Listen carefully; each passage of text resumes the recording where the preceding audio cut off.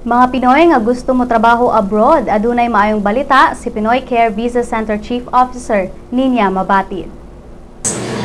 Pinoy Care is now promoting New Zealand because there are really people that are longing to go out of the country, but then they are not qualified for Canada.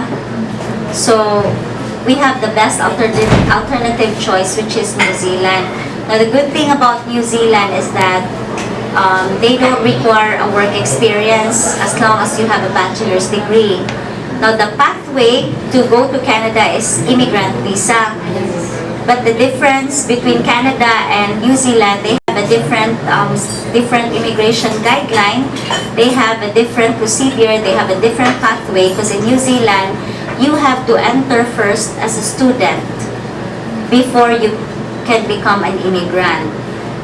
While you will be studying, you will be allowed to work at the same time legally by the New Zealand government that are still active in Canada. Plus, we got an advisory from the Canadian Embassy last March 6 that they added 40 more categories. 40 more categories, and I'll give you also the list of positions, at least for people to know that, specifically in Nova Scotia, Canada.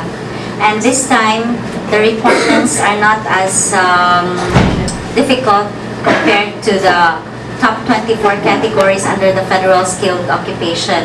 Now, this Nova Scotia opportunity is a provincial nominee program, and the 40 categories are these professions are really active, or they're here in the Philippines. Now we have so many graduates under the hospitality management, the medical field, engineering, construction.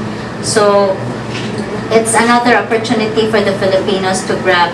Now the difference between the federal skilled occupation and the provincial nominee program, the standard is not that high.